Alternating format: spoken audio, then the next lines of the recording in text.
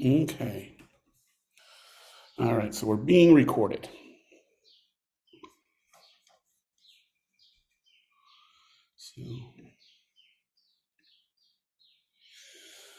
So when we're talking about social emotional development, remember that's the interaction between the child in this case and their world, and how they learn to uh, control or have emotions and feelings that are appropriate for a given situation, and the like. And so when we originally talked about this in theory, the main themes that came up when we were talking about Erickson and even with Piaget, is that in the early childhood years, again, when we're talking early childhood, we're talking from about 24 months to about 5, 6 years old.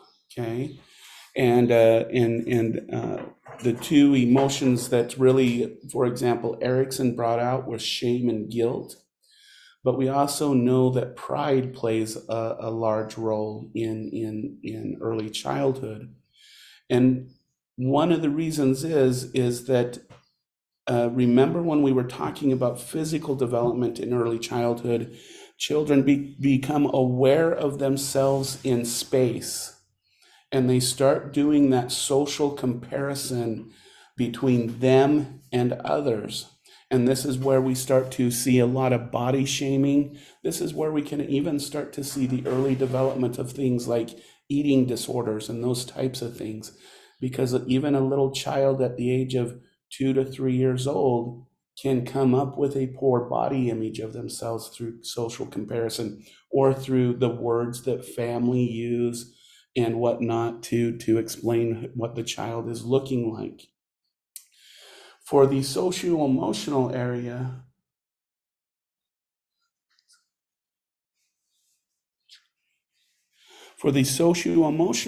what we need to think about is what we call self-conscious emotions. So we become physically aware of it, but now we're going to become self-conscious of how we're acting and how we're behaving, not just how we look, but also our actions, our behaviors, and our thoughts. And this brings out things like pride, shame, and guilt. And if you remember, when we talked about Erickson, we kind of differentiated the difference between guilt and shame. And in this context, we know that guilt is when a child thinks about the negative aspects of their actions, often linked to moral issues like hurting others.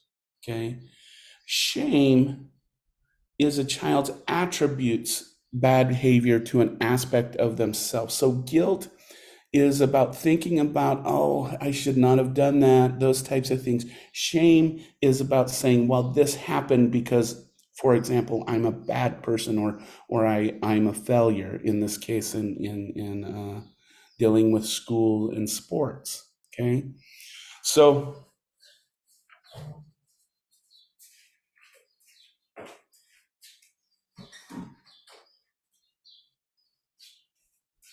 these are two important aspects when we're talking about emotional development, when we're going in the early childhood years. And this is why in good quality early childhood settings, such as high quality child cares, they spend a lot of time talking about how other children made a child feel, and vice versa, how that child made other children feel, to kind of help them understand their emotional world. Okay. And how do we start to represent emotions? Okay, conversations with parents allow child to understand and cope with their emotions, and children become better able to regulate, control, and express those emotions. And this develops into something we call emotional intelligence. Okay, now let me break these things down for just a moment. I mentioned earlier in the course about labeling things correctly to give children the right language to understand their emotions, including anger and even happiness, and how those and just in that other slide, how I explained really giving children language to express how their emotions influence others and how others' behaviors influence the children. Because remember, when we talked about emotions and feelings, emotions are those physical reactions, and feelings are those representations of what that emotion is. It's a cognitive component. And when those things get mislabeled, it can create a lot of difficulty for children. And the other thing we need to just kind of recognize at this point is that in this area of dealing with emotions, when a child isn't getting their needs met, they can seek out emotional security either positively or negatively.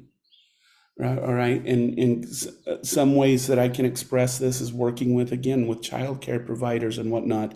And they have children who are biters. Now, most all children will bite at least once. Not all, but a good number of them.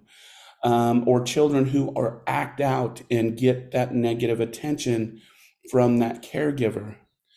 And usually when we analyze the situation closer, the only time that child has ever gotten any attention, either in the childcare and or the home environment, is when the child was doing something wrong. When they're doing something right, everyone ignores them.